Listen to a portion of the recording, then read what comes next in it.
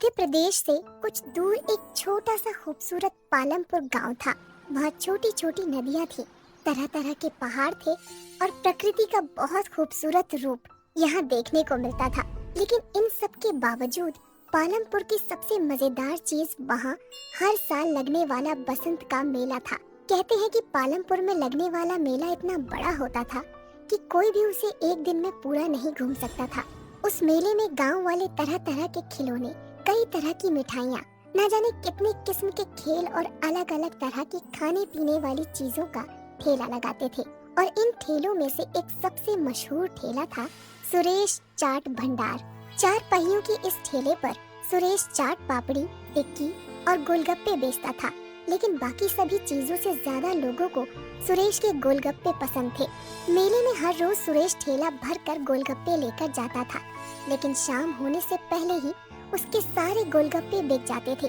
काफी बड़े बड़े लोग सुरेश को हराने की कोशिश कर चुके थे, लेकिन कोई भी उसे हरा ना सका, क्योंकि उसके गोलगप्पों की बात ही अलग थी। सुरेश के साथ उसका एक 12 साल का बेटा माधव और एक 16 साल का लड़का रौनित रहता था। रौनित सुरेश का बेटा नहीं था, पर पिछले साल एक दुर्घटना में अपनी बीवी को खो देने के बाद सुरेश ने अपना हाथ बटाने के लिए रौनित को साथ रख लिया था। रौनित अनाथ था। मेले में सिर्फ एक दिन बाकी रह गया था। सुरेश और रौनित दोनों तैयारियों में लगे हुए थे। सुरेश जल्दी जल्दी गोलगप्पे तल रहा था, तभी उसकी नजर माधव पर जाती है, जो बने हुए गोलगप्पों के साथ कुछ कर रहा होता है। माधव बड़ा ही चंचल होता है। वो गोलगप्पों में कभी कुछ मिला देता तो कभी कुछ। माधव को देखकर सुरेश कहता है, अरे मेरे साइंटिस्ट अब क्या कर रहा है गोलगप्पों के साथ? 1 मिनट पापा। माधव ने गोलगप्पों में थोड़ी सी हल्दी, मिर्च और धनिया डाली, फिर उस पर दही डालकर कहने लगा, ये लो, ये बन गए चटपटे दही वाले गोलगप्पे। जब तू गोलगप्पे बेचेगा ना, तब ये सब नुस्खे अपनाना। अरे माधव पढ़ लिख कर गोलगप्पे क्यों बेचेगा? क्यों, क्या खराबी है? काम इंसान को छोटा बड़ा नहीं बनाता, बल्कि इंसान काम को छोटा बड़ा बनाता है। अच्छा, मतलब ये गोलगप्पों में मिर्च धनिया भरकर बड़ा इंसान बन जाएगा? क्या पता बन जाए। तुम्हें पता है माधव जिस उम्र में है, उस उम्र में एक इंसान का दिमाग सबसे ज्यादा तेज होता है। वो ये सब बातें कर ही रहे होते हैं कि तभी माधव चिल्लाता है, ये देखिए पिताजी, मिट्टी के गोलगप्पे। ये देखकर रौनित हंसने लगता है और कहता है, अगर गोलगप्पे में मिट्टी मिला देना दिमाग है, तो अच्छा है मेरे में कम दिमाग है। अच्छा चुप रहो, वो हरी वाली पोटली लाकर इस पानी में मिला दो। मैं बाहर काम से जा रहा हूँ, आते हुए रात को देर हो जाएगी। ये कहकर सुरेश वहाँ से चला जाता है और रौनित पोटली के पास चला जाता है। वहाँ 2 रंग की पोटलियाँ होती हैं, एक लाल और एक हरी। रौनित गलती से हरी की जगह लाल वाली पोटली उसमें मिला देता है। तभी उसे बाहर से कुछ आवाज आती है और रौनित बिना पानी को देखे ही बाहर चला जाता है। उसने ध्यान ही नहीं दिया कि पानी का रंग हरे की जगह काला हो गया था। रात को जब सुरेश घर वापस आता है तो देखता है कि माधव अपने बिस्तर पर सो रहा होता है, पर रौनित घर में कहीं नहीं होता। सुरेश को लगता है कि वो काम खत्म करके अपने दोस्तों के साथ खेलने चला गया होगा।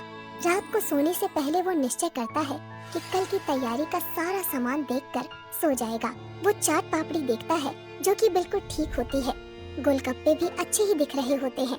फिर वो पानी के ड्रम से ढक्कन हटाता है और देखता है कि पानी भी देखने में बिल्कुल ठीक लग रहा है। उसका रंग भी आम तौर की तरह हरा ही है। सुरेश चैन की सांस लेता है और सो जाता है। अगले दिन सुबह सुबह सुरेश मेले में अपना ठेला लेकर पहुंच जाता है। सुरेश काफी थका हुआ था, क्योंकि रौनित अभी तक वापस नहीं आया था, इसलिए उसे अकेले ही सारा सामान ठेले पर लाद कर मेले में आना पड़ा। वो रौनित से गुस्सा भी था और उसे उसकी फिक्र भी हो रही थी। मेले में खड़ा सुरेश रौनित के बारे में सोच ही रहा था कि उसको एक आवाज आती है, भैया गोलगप्पे दो ना। जी देता हूँ।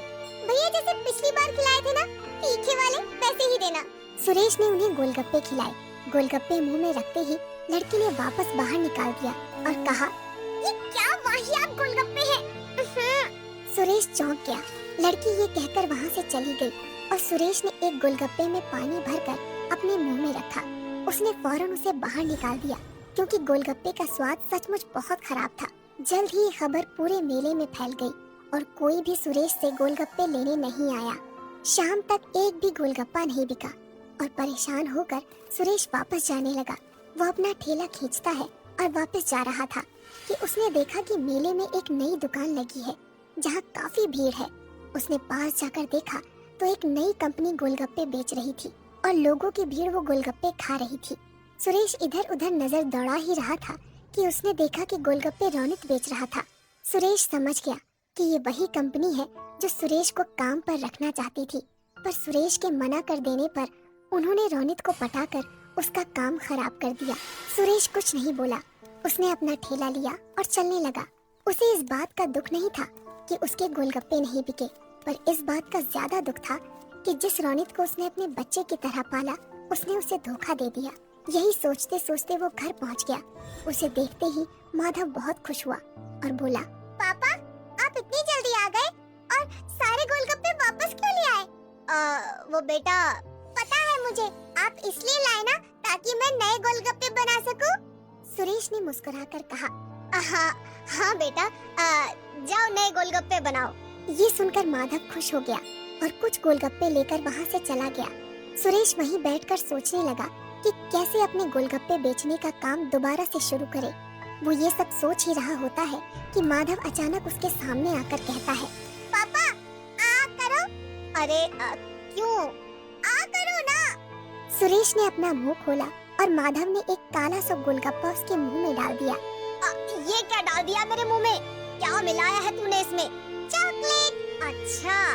ये गोलगप्पे खाकर सुरेश के दिमाग में एक आइडिया आया ही होता है कि तभी माधव कहता है, ये लो पापा, ये भी खाओ। सुरेश मुंह खोलता है। इसमें क्या मिलाया है तुमने? मिट्टी और लाल मिर्च। सुरेश हंसने लगता है और माधव को गले से लगा लेता है। फिर सुरेश पूरी रात अपने कमरे में कुछ करता रहता है। अगले दिन मेले में रौनक के गोलगप्पे बिक रहे होते हैं।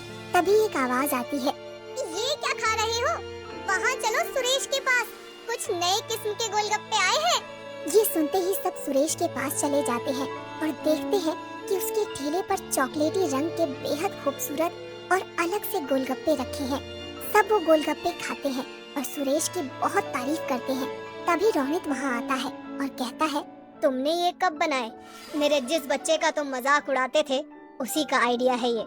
ये किसके गोलगप्पे हैं? चॉकलेट के। अच्छा, मैंने तुम पर बहुत भरोसा किया था रौनक, पर तुमने वो तोड़ दिया।